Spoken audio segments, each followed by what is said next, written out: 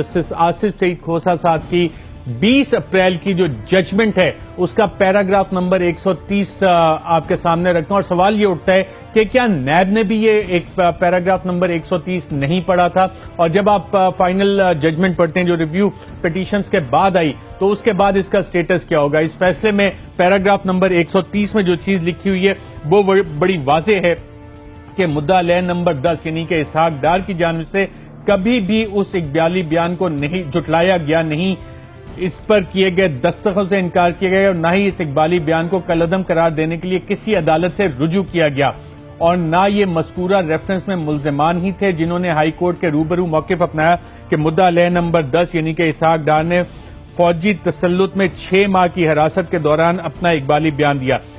जो भी हो, ये हकीकत है कि जब हाई कोर्ट ने इस रेफरेंस को खारिज किया उस वक्त मुद्दा अलैह नंबर 10 इसमें मुल्जिम नहीं था और उसकी हैसियत इस रेफरेंस में महज इस्तिगासा के गवाह की थी। चुनाचा हाई कोर्ट की जानिब से रेफरेंस के इखराज से मुद्दा अलैह नंबर 10 की बरियत अमल में नहीं आई, न ही बाद के किसी मरहले पर इन इल्जामात के तहत इसके खिलाफ कार्रवाई के इम्कानात को मुतासिर किया। ये बात वाज़ेह है कि हाई कोर्ट की जानिब से मज़कूरा रेफरेंस के इखराज और मुद्दा अलैह नंबर 10 के इकबाली बयान को कलअदम करार देने के बाद चेयरमैन नैब की जानिब से कौमी एहतसाब ऑर्डिनेंस 1999 की दफा 26 के तहत उसे दी गई माफी खत्म हो गई और उसकी हैसियत खुद ब खुद वादा माफ गवाह से दोबारा मुल्जिम की हो गई जिसे कभी बरी किया गया और न उसके खिलाफ कोई रेफरेंस खारिज हुआ। चूंकि रेफरेंस के इखराज के वक्त मुद्दा अलैह नंबर 10 मुल्जिम नहीं था और हाई कोर्ट ने जिसकी असर-ए-नौ तहकीकात की इजाजत देने से इनकार कर दिया,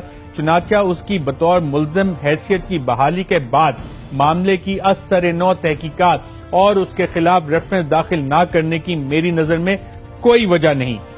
ऐसा इस वजह से भी है कि लाहौर हाई कोर्ट ने रेफरेंस के इखराज के वक्त जो वजूहात मद्देनजर रखी उनका इतलाक मुद्दा अलैह नंबर 10 यानी इसहाक डार के मामले में नहीं होता क्योंकि वो तफ्तीश में शामिल रहा और उसके खिलाफ उसके इकबाली बयान के अलावा दीगर शवाहिद भी मौजूद थे। वाज़ेह हकीकत यह है कि हाई कोर्ट की जानिब से इस मामले में करप्शन, करप्ट प्रैक्टिसेस और मनी लॉन्ड्रिंग वगैरह जिसमें 1.2 अरब रुपए से जायद की रकम का मामला है और इन इल्जामात की बुनियाद पर की जाने वाली कानूनी चारा गोई का गला घोंटा गया। चुनाचा अदालत लिहाजा इसकी असर-ए-नौ तहकीकात या प्रोसिक्यूशन जो कि कानूनी तौर पर मुमकिन है कि राह में हायल होना पसंद नहीं करेगी। बैरिस्टर फरोज नसीम साहब, अब सवाल ये बनता है कि बड़ा वाज़ेह है ये पैराग्राफ 130 जो कि जजमेंट का हिस्सा था, क्या नैब ने ये नहीं पढ़ा कि जनाब गवाह से मुल्जिम हो गए इसहाक डार और इनके खिलाफ रेफरेंस बनता है, 6 माह का अरसा हो गया, नैब इस पे क्यों सोई रही है? देखिए, पहले तो मेरे ख्याल में जब ये चेयरमैन साहब नहीं थे जस्टिस जावेद इकबाल, तो वो तो मिली भगत थी, वो तो जान के जो पुराने चेयरमैन साहब थे उन्होंने कोई काम ना करना था ना किया उन्होंने।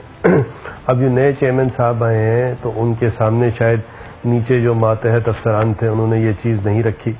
और लेकिन अब इसका कोई एक्सक्यूज़ नहीं है। इसकी वजह यह है कि इंस्टीट्यूशन तो चलता रहता है,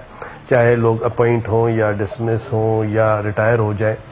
तो लिहाजा ये तो कंटेम्प्ट ऑफ कोर्ट है। जो सुप्रीम कोर्ट ऑफ पाकिस्तान के डायरेक्शंस हैं वो बड़े क्लियर हैं कि डार साहब जो हैं वो अब वादा माफ गवाह नहीं रहे,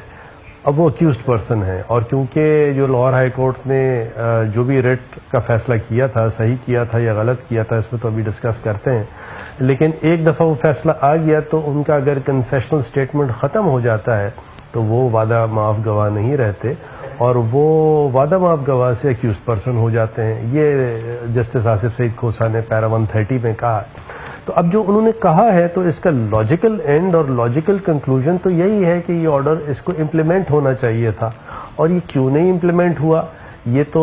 नैब ने एक कंटेम्प्ट ऑफ कोर्ट कर दिया है जिसकी सज़ा भी है और जिसकी प्रोसीडिंग्स भी है, लेकिन अगर बिलफर्ज नहीं किया तो अब कर दे, अब क्यों नहीं कर रहे?